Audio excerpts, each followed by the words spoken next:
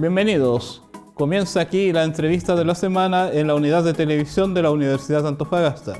En esta oportunidad vamos a conversar con la diputada por el Cuarto Distrito, Marcela Hernando Pérez, con quien abordaremos el proyecto de reforma de la educación superior chilena que presentó el gobierno hace algunas semanas.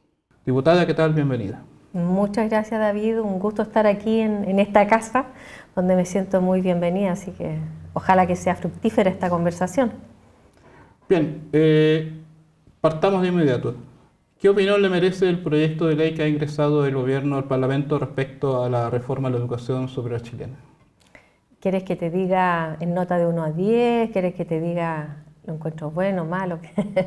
¿Qué opinión tiene en general? Partamos por ahí. A ver, en general yo creo que es un esfuerzo importante el que ha hecho el gobierno por tener un proyecto.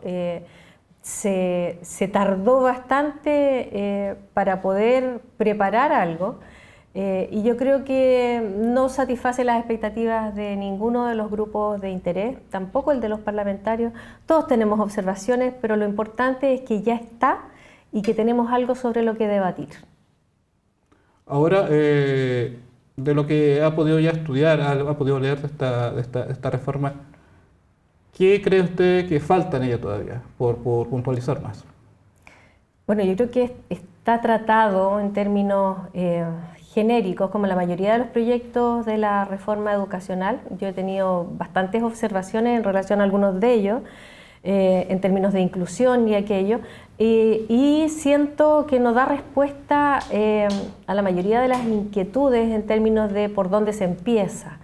Yo diría que fundamentalmente el ánimo de abarcar la mayor cantidad posible o el mayor universo posible ha hecho que sea muy difuso de qué manera o los criterios por los cuales empezar de una determinada manera y de qué manera irse dirigiendo hacia el objetivo final. Esta ambigüedad que se está dando entonces en este proyecto, ¿cree usted que va a atentar quizás contra el hecho de que se pueda realizar una buena discusión parlamentaria?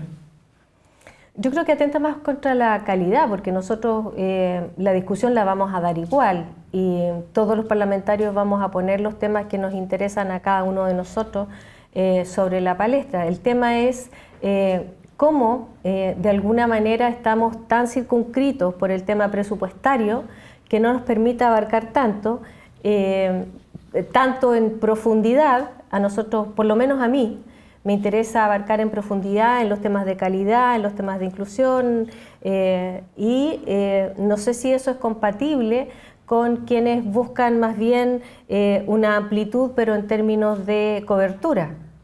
Y yo creo que allí hay que dar un debate bastante serio y sea el tiempo que sea, para que sea la sociedad la que defina finalmente qué es lo que queremos, si avanzar en calidad y apuntar a una cobertura menor al principio e ir avanzando en cobertura posteriormente, o aquellos que prefieren una gran cobertura desde el principio y avanzar en los temas de calidad después. Pero hoy día, tal como están las cosas presupuestarias, es difícil avanzar en los dos sentidos al mismo tiempo, al mismo ritmo que a uno le gustaría.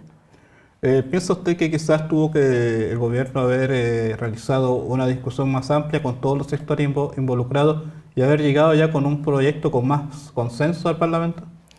A ver, en mi experiencia, que es poca, yo llevo 2 años y tanto en el Parlamento, yo creo que mientras antes se ponen en discusión estos temas y en lo público es mejor. ¿Por qué? Porque el gobierno se puede encontrar con los grupos de interés mucho tiempo antes y llevar meses discutiéndolo. El tema es que mientras no están todos sentados en la misma mesa y no está siendo, entre comillas, transparente para la comunidad, o sea, que la comunidad se pueda ir enterando de lo que está pasando, se avanza menos. Yo creo que es más fácil avanzar cuando todo el mundo sabe lo que se está discutiendo. Claro, precisamente le preguntaba eso porque el Consejo de Rectores, una de las críticas constantes que hizo el Consejo de Rectores fue que ellos se enteraran del proyecto a través de minutas y nunca les llegó el proyecto entero a su escritorio hasta el momento que prácticamente ingresó al Congreso. Bueno, para los parlamentarios ocurre similar a eso. a lo mejor algunos de la comisión respectiva o los que han estado trabajando en la Comisión de Educación pudieron tener acceso, pero yo tengo harto contacto con el presidente de la comisión y yo diría que no. Entonces, en ese sentido, yo creo que mientras antes ingresa a la discusión y todo el mundo es capaz de conocerlo, puede acceder a él a través de la página web y ver lo que se está discutiendo, ver los programas, ver cómo está sesionando la comisión, es mucho mejor. Quizás el gran sueño que tiene la ciudadanía, digamos, desde que se empezó a expresar en 2011 con todo el movimiento estudiantil, es que se llegara a una educación gratuita y de calidad. ¿Piensa usted que alguno de sus énfasis puede estar en riesgo con esta reforma? Es que si se pretende avanzar en las dos cosas a la misma velocidad va a ser muy difícil. Yo creo que avanzar en cobertura no es compatible con avanzar en calidad. Y a lo mejor lo que uno debería decir es, bueno, me alcanza para avanzar tanto en cobertura, pero partir sentando las bases de una educación de calidad desde el principio, sabiendo que en algún momento vamos a llegar a la gratuidad total, pero no planteándonos que va a ser desde el principio. Ya. Ahora, diputada, cuando ya se comienza la discusión en el Parlamento, ¿cuál va a ser su postura respecto al tema central de esta reforma? O sea, yo creo en una educación gratuita y de calidad para todos. Hoy día está volviendo a discutirse si ese para todos tiene que ser para los deciles de más altos ingresos. Estoy disponible para hacer esa discusión. Sin embargo, yo creo que esto tiene que ser un avance progresivo. Y de todas maneras creo en una universidad que está hecha o en una universidad que se preocupa de la investigación, del desarrollo, de la extensión y de hacer aportes a la sociedad mucho más profundo de que una casa de estudio de tiza y pizarrón, como se dice, que es fácil montar una casa de estudios de ese tipo.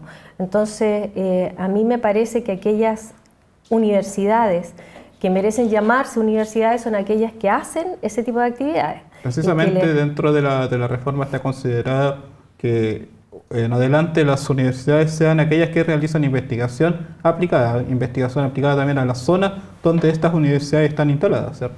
Estoy de acuerdo con eso y lo digo con conocimiento de causa a través de una serie de cosas que me ha tocado integrar en diferentes comisiones, tanto las de salud, tanto las de medio ambiente, las de contaminación, etc.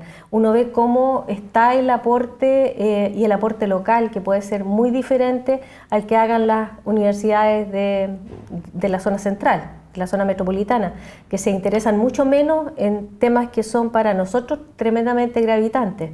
Y en ese sentido, yo creo que esas son universidades que le aportan a la sociedad y ese rol tiene que ser recompensado por el Estado. Bien, a continuación vamos a hacer una pausa y ya regresamos con más entrevistas de la semana acá en la unidad de televisión de la Universidad de Antofagasta.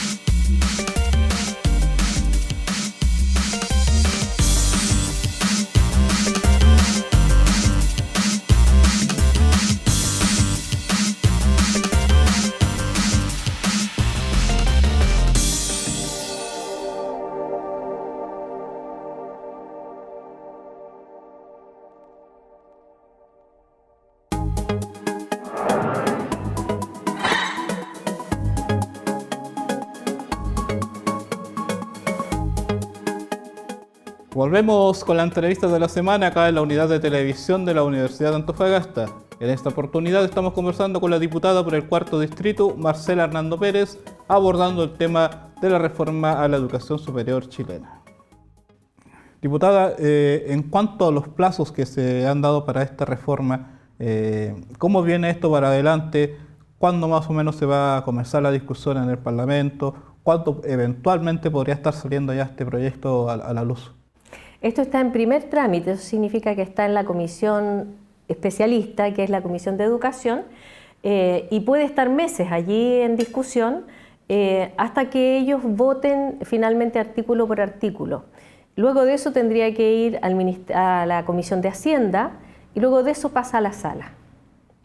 Estamos hablando de aproximadamente entonces... Son meses. 2 meses. Son meses, por lo menos, no sé, yo me imagino un par de meses por lo menos. Ya. Y mientras tanto, esta discusión se da en el Parlamento, nuestros estudiantes, digamos, van a seguir movilizados. ¿Qué opinión tiene al respecto de eso? Yo creo que ellos deberían, a ver, uno no es quien para meterse en las mentes ni tampoco dar consejos, pero siento yo que son dos temas absolutamente diferentes y que deberían ser como disociados. Por una parte se está discutiendo una tremenda reforma respecto de la educación superior, que es una reforma para el largo plazo y que va a afectar muchas generaciones de aquí en adelante y que nosotros los parlamentarios vamos a tratar de hacerla lo mejor posible. Y por lo tanto, el que ellos estén en paro o no estén en paro no debería condicionar el nivel de profundidad que nosotros alcancemos en la discusión.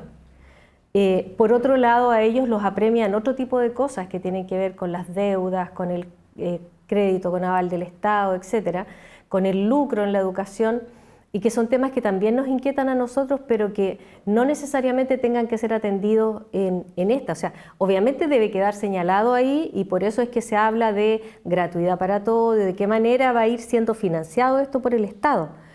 Pero el apremio de la deuda que ya existe, de los jóvenes que hoy día ya están con el crédito con aval del Estado, los porcentajes que hoy día se pagan, el lucro que se permite, el cómo las universidades además tienen algunos abusos en términos de factorizar las deudas, etcétera, etcétera, para mi gusto debería ser tratado a través de una ley corta que se refiriera única y exclusivamente a esos temas. O sea, sería necesaria una ley corta para quizás dar solución a los estudiantes in situ ahora, o sea, que están estudiando este año, que tienen los problemas anteriores. También los estudiantes, de las grandes banderas que levantan es que si con este proyecto de ley que está en el Congreso se elimina la presencia total del mercado en la educación, ¿usted cree que el camino es ese, va por ahí? Yo lo dije delante, en términos de que yo creo en una educación gratuita y de calidad para todos, que como país tenemos que llegar a eso, no sé en cuánto tiempo, porque depende de nuestra disponibilidad presupuestaria, pero en el camino tenemos que ir en una transición, o sea, cada vez menos mercado y cada vez más Estado, hasta que lleguemos a que el Estado sea el garante en un 100%. También lo conversamos, ya parece, en el bloque anterior, pero me gustaría volver un poco al punto. ¿Qué rol deberían jugar en el futuro las universidades regionales? Hago referencia, por ejemplo, a universidades que están en zona extrema, como acá Antofagasta, la Universidad de Magallanes, en relación al aporte que tienen que hacer a la región y a la visión de descentralización del país también. A mí me gustaría que la ley de alguna manera contemplara el reconocimiento por parte de la zona central, y uno tiende a hablar de aquello. La excesiva centralización de nuestro Estado en todos sus ámbitos también ocurre en la educación. Entonces, por ejemplo, cuando hablamos de litio, que es un tema que hoy día nos interesa a nosotros como región y le interesa al país como país, sin embargo se forma una comisión que va a estar estudiando el tema, que trabaja en Santiago, que la preside la ministra de Minería, que siendo de la región, tiene dos académicos, dos estudiosos del tema del litio, y no considera ninguno de los estudiosos que hay acá, en circunstancias que la universidad, por ejemplo, esta universidad, tiene un instituto del litio que lleva más de 5 años estudiando y haciendo aporte. Entonces, contra esas cosas yo estoy, de alguna manera me gustaría que las universidades regionales hicieran ese aporte, pero para eso requieren el reconocimiento, y no solamente el reconocimiento por parte del nivel central, sino que también la retribución necesaria, el apoyo necesario. Ese apoyo se traduce en mayor financiamiento para las universidades del Estado que están en las regiones y que quizás también, se lo pregunto, como usted fue intendenta de la segunda región, quizás un compromiso mayor de los gobiernos regionales en cuanto al financiamiento de sus universidades. Mira, te voy a rebatir con una cosa, ya que tú citaste que yo fui intendenta, en mi periodo nosotros aprobamos, en esa época, imagínate, hace 10 años atrás, eso era un fondo cuantioso, aprobamos 3.500 millones de pesos para investigación de energías renovables no convencionales, y eso era dirigido única y exclusivamente a hidrógeno. Hoy día, 10 años después, todo el mundo parece que está redescubriendo esa cosa. Y en esa oportunidad que tuvimos ese recurso aprobado, el CORE lo aprobó y estaban los 3.500 millones de pesos allí, la Dirección de Presupuesto, el Ministerio de Hacienda, no nos permitió invertir ese dinero en una universidad regional. Así es que no solamente es el compromiso de las autoridades regionales para con sus universidades, también tiene que existir necesariamente este reconocimiento y este respeto del nivel central por las decisiones que se toman en regiones. Una descentralización mayor más allá del papel es lo que se necesita, ¿cierto? Eso es lo que se necesita. Diputado, también hace algunos días usted fue parte de una comisión parlamentaria que visitó el Salar de Atacama. Cuéntenos un poco qué trabajo estaban realizando ahí, qué fueron a fiscalizar específicamente. Bueno, en este minuto hay creo que una cantidad inmensa de comisiones investigadoras en la Cámara. Nunca había habido tantas, eso es lo que dicen las personas que llevan mucho tiempo allí. Y 2 de ellas están dedicadas a temas que nos interesan a nosotros en la región. Una es Comisión de Litio, que la preside Alberto Robles, y otra es la Comisión de Salares y Aguas, Recursos Hídricos, que la preside Marco Espinosa. Y sesionó la de Recursos Hídricos y Salares, y vinieron a escuchar porque lo que uno trata de hacer cuando una comisión investigadora se desplaza y va a un lugar es facilitar el que vayan a la comisión y presten testimonio o aporten datos personas a las que les cuesta mucho ir a Valparaíso o a Santiago. Y era para facilitar la presencia de las comunidades indígenas. Entonces estuvimos escuchando a las comunidades indígenas precisamente y además dando una vuelta por el salar. Más importante para los parlamentarios que vienen de otras regiones, que no conocen, que no saben cómo es la cuenca, cómo se conforma, cuáles son los flujos de agua. Ya uno que es de acá conoce eso, pero es importante que ellos se empapen. Que se hagan una idea en terreno de cómo funcionan los ecosistemas también asociados a la cuenca del Salar, ¿cierto? Y que las cosas no se pueden circunscribir solamente a donde están, porque de repente algunos piensan que hay que cuidar el agua donde está el bosfedal, pero resulta que eso está en equilibrio con la fuente que está en la cordillera, el cómo eso fluye y finalmente va a dar a un salar, etc. Este tema es muy importante también para nuestra universidad, en el caso de nuestros científicos que desarrollan muchas investigaciones asociadas a los ambientes extremos, como son los que ocurren, los que se dan en el Salar de Atacama. O sea, hay algunos microorganismos que solamente existen acá y que lamentablemente en Chile existe poca protección, además. Entonces han venido, ya tenemos experiencia de órganos extranjeros que vienen, se llevan esto que es patrimonio biológico nuestro, que se ha tardado en desarrollar miles de años, y se lo llevan y después los fármacos los producen en otro lado o hacen otros adelantos de otro tipo, incluso para la minería, y no se hacen acá. Bien, diputada, estamos terminando ya esta conversación.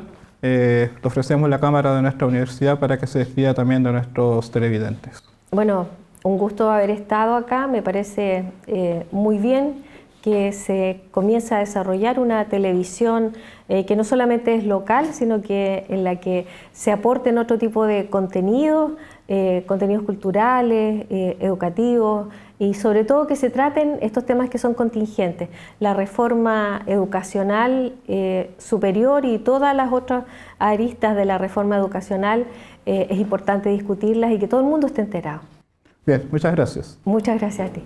Bien, de esta forma termina una edición más de la entrevista de la semana acá en la unidad de televisión de la Universidad de Antofagasta. Por su compañía y por su sintonía, muchas gracias.